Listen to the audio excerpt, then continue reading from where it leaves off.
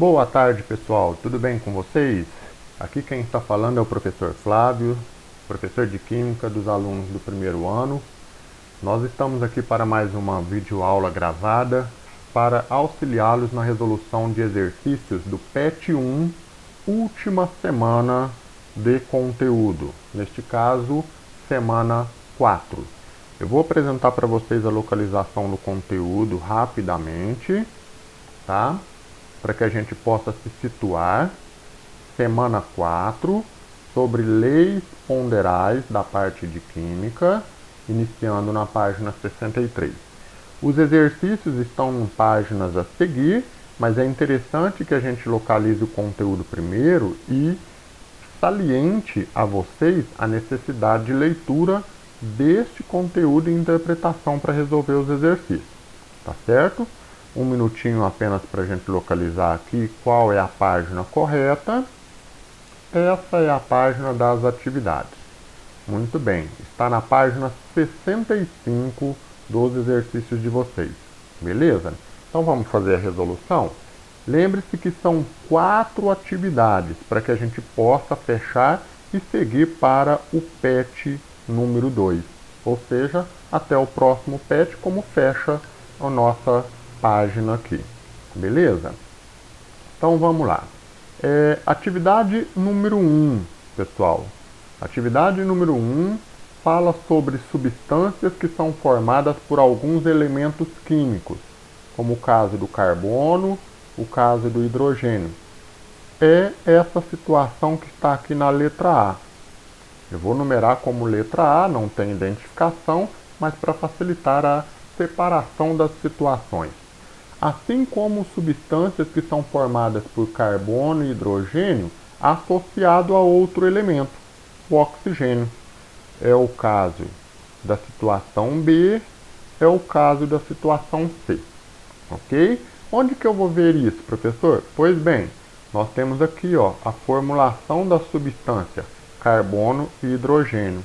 Enquanto aqui do outro lado, na sentença B e na sentença C, nós temos carbono, hidrogênio e oxigênio. Do que se trata essa situação, professor? Essa situação, na verdade, 3 situações, se tratam do processo de combustão. O que é o processo de combustão? O processo de combustão nada mais é do que um processo rotulado e identificado como queima, material inflamável. Ou seja, material que queima é um material combustível. Ok? Temos que tomar cuidado com essa propriedade desses materiais. Professor, mas que materiais são esses? Pois bem, tem nomes distintos. Propano, etanol ou álcool etílico e metanol ou álcool metílico. Tá certo? São essas substâncias identificadas como combustíveis. Substâncias essas que, de certa forma, pegam fogo, né? Ou são queimadas com certa facilidade. Tá certo? Então veja que a situação A, B e C trata do processo de queima de um determinado combustível. O combustível nessa seção, novamente, propano, etanol e metanol. Ok? Muito bem.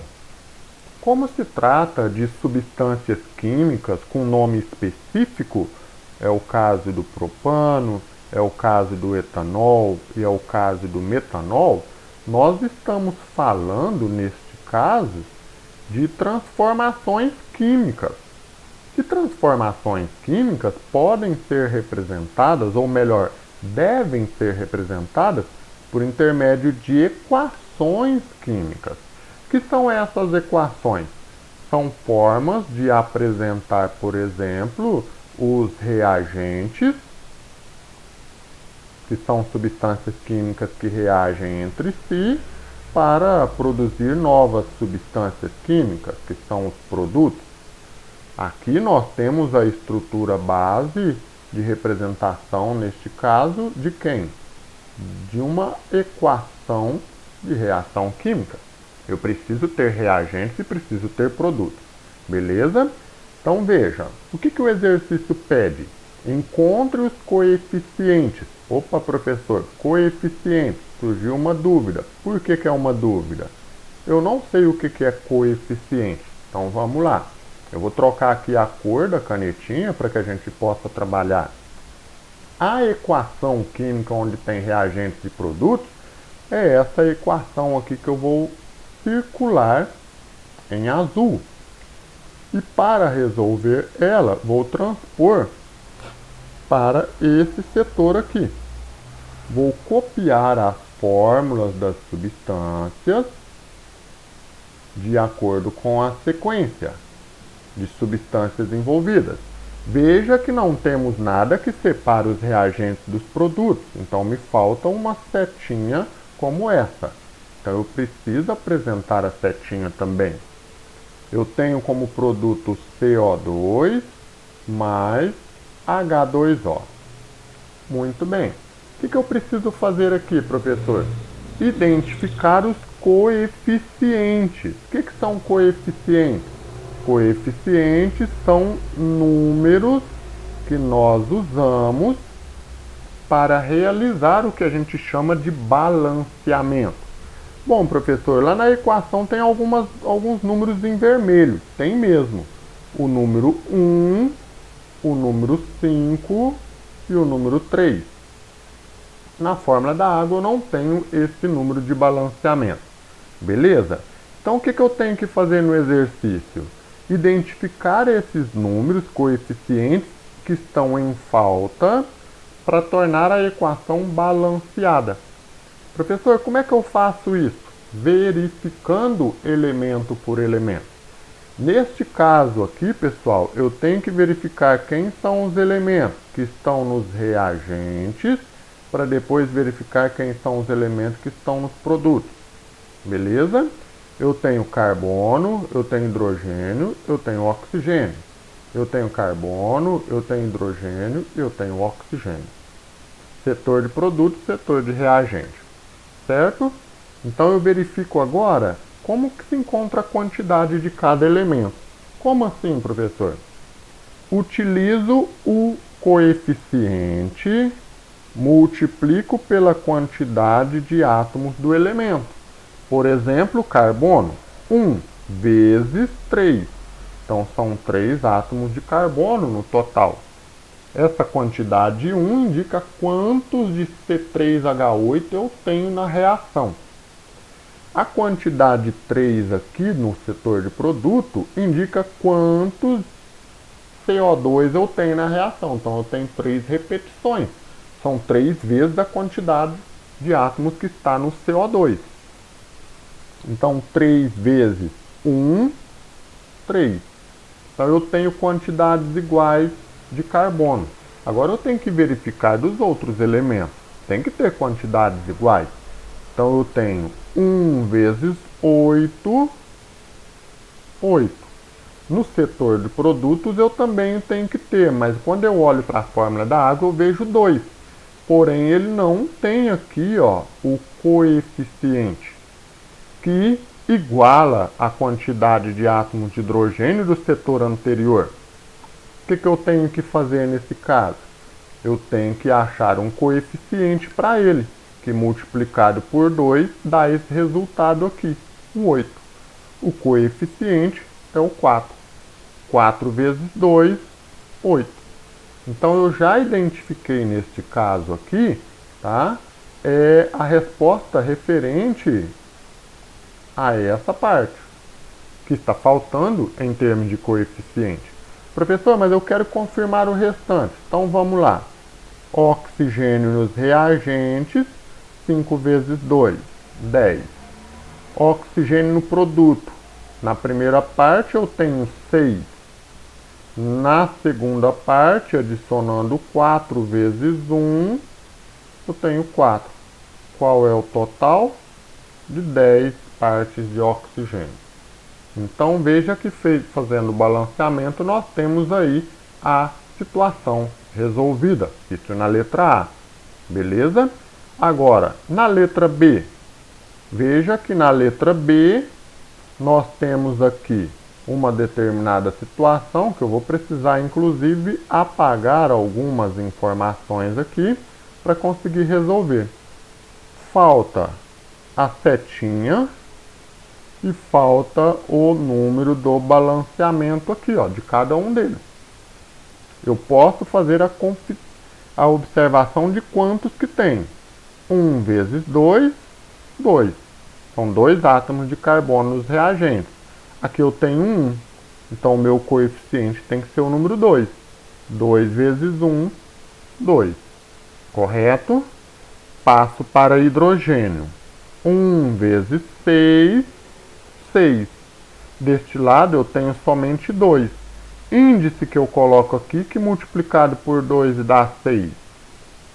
O número 3. 3 vezes 2, 6.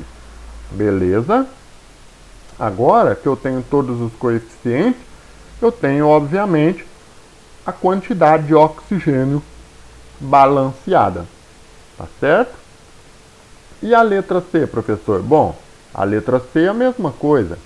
Preciso saber a respeito da setinha.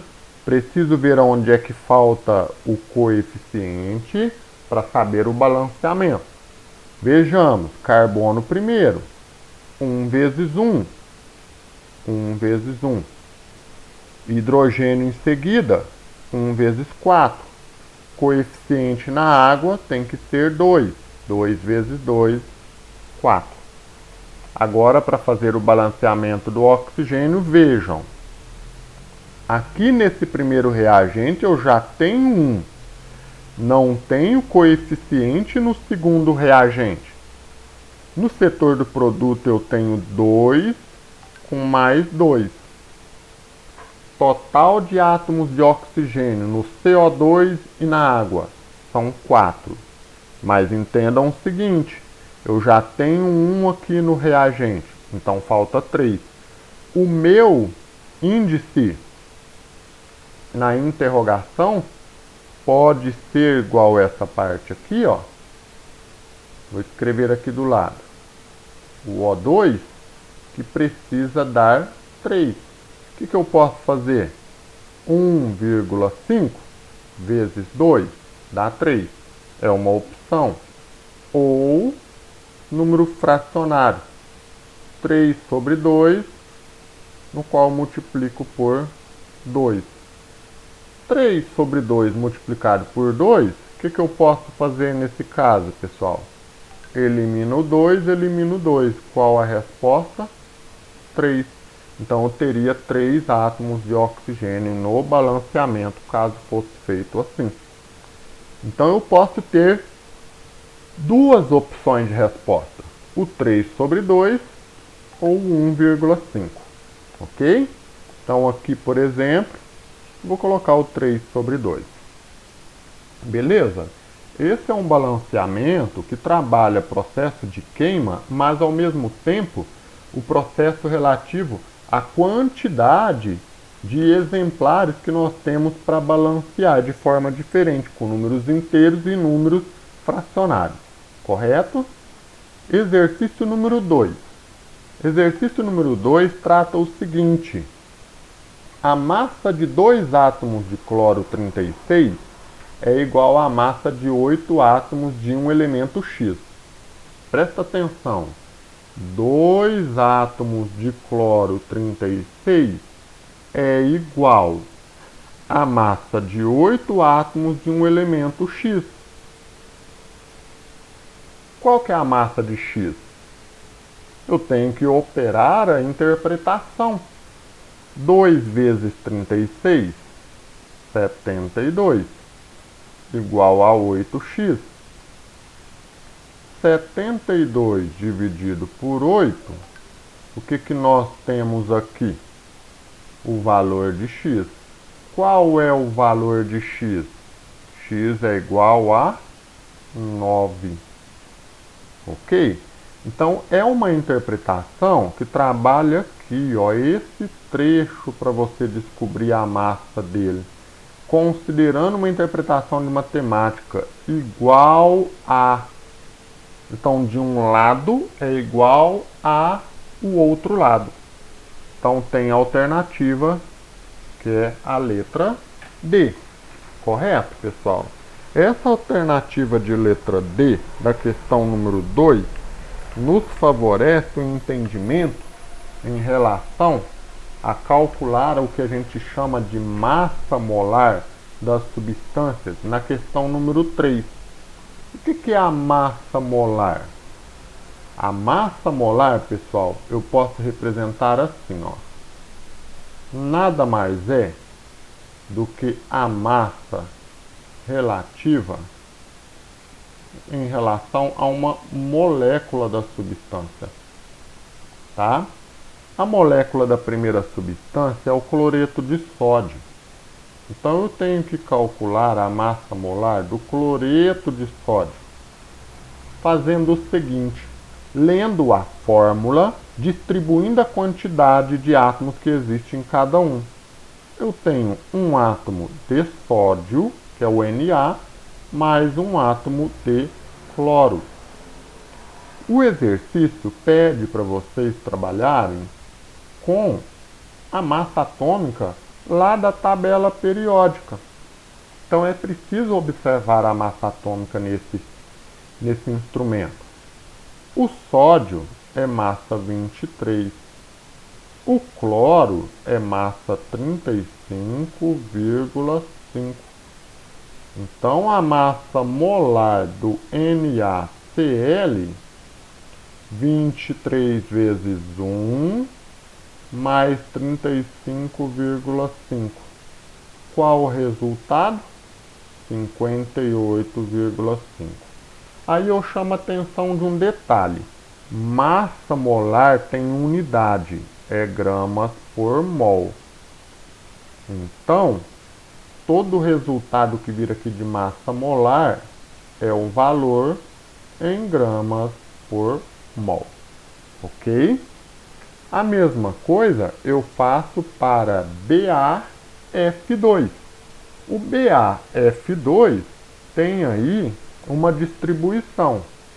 Massa molar de BaF2, onde nós temos uma parte do elemento bário mais duas partes do elemento flúor.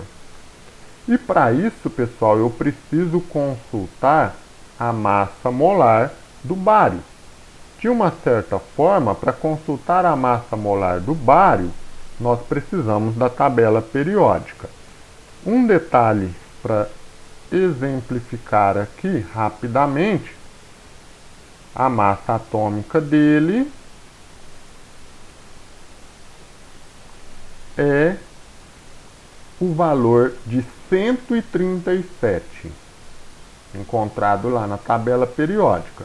Agora, do flúor, de certa forma, eu não recordo exatamente qual o valor, mas, só um minutinho, 18,99, então dá em torno de 19. O que eu tenho que fazer aqui? Multiplicar o 1 pelo 137, mais o 2 vezes 19, que dá 38. Qual o resultado de massa molar aqui da situação da letra B? 175 gramas por mol. Isso é o que nós podemos ter na letra B. Professor, e a letra C? Pois bem, a letra C eu vou fazer um pouquinho mais aqui abaixo, identificando aqui, ó, letra A, letra C. Massa molar do ácido acético, C2H4O2. O que eu tenho aqui? 2 átomos de carbono, mais 4 átomos de hidrogênio, mais 2 átomos de oxigênio. Consulto a tabela periódica para encontrar a massa atômica do carbono, a massa atômica do hidrogênio e a massa atômica do oxigênio. Multiplico para depois somar. 24 com 4, 28. 28 com 32, 60. 60 gramas por mol. Então, resposta da letra A, da letra B e da letra C. Ok? Muito bem. Agora, pessoal, veja o seguinte. Nós precisamos trabalhar a letra C, que traz, o número 4, que traz algo sobre o título da semana, as chamadas leis ponderais. O que são essas leis ponderais? Talvez seja mais fácil lembrarmos de Lei de Lavoisier, onde diz que todas as massas de reagentes somadas dão a mesma massa dos produtos somados também. E a Lei de Proust, que trata das proporções das massas de uma reação química. Então, eu tenho que tomar cuidado com o que tem na tabela. É uma reação genérica que ele traz aqui, ó. A mais B, C mais D. Cuidado, falta uma setinha aqui, ó, que separa A mais B separado de C mais D. Por quê? Esse estado inicial são os reagentes e o estado final são os produtos. Então ele nos dá duas situações de experimento. O primeiro experimento e o segundo experimento. O primeiro experimento eu não sei qual é a massa de A utilizada, mas eu sei a massa de B. Dá 12 de massa de C mais 36 de massa de D. Eu quero encontrar essa massa aqui, ó, da substância A. Tem como? Tem. Lei de Lavoisier. A soma das massas dos reagentes é igual à soma das massas do produto. Então, nós vamos chamar essa massa desconhecida aqui de X. E vamos trazer para cá, ó. X mais 8 igual a 12 mais 36. X mais 8, 12 com 36, 48. O que eu vou fazer? X é igual a 48 menos 8. X é igual a 40. Então, no lugar do X aqui, o que eu tenho que fazer? Colocar o valor de 40 gramas. Achamos a massa de A. Agora, pessoal, tomem cuidado com fazer no segundo, porque trata da lei de Proust, que é das proporções. Se uma reação acontece e a outra tem algo proporcional, que é a segunda, só fazer a proporção. Como, professor? Olha só, a reação é a mesma, A mais B gerando C mais D. Eu utilizei 40 gramas de A mais 8 de B, gerou 12 de C e 36 de D. Dá 48 de reagente e 48 de produto. Só que agora eu pulei de 40 para 10. Eu reduzi em 4 vezes. A lei de Proust permite você encontrar a massa de outras substâncias a partir de uma proporção. Qual a proporção? A proporção é dividir por 4 todos os outros segmentos, para ver se dá certo. Isso é a proporção. 8 dividido por 4, 2. 12 dividido por 4, 3. 36 dividido por 4, 9. Então, 10 mais 2 é igual a 3 mais 9? Com certeza, né? Dá 12 de cada lado. Então, a primeira resolução é lei de Lavoisier e a segunda é lei de Proust. Beleza, pessoal? Então, assim nós finalizamos o PET 1, semana 4. Na semana que vem, iremos trabalhar com o PET 2. Até mais!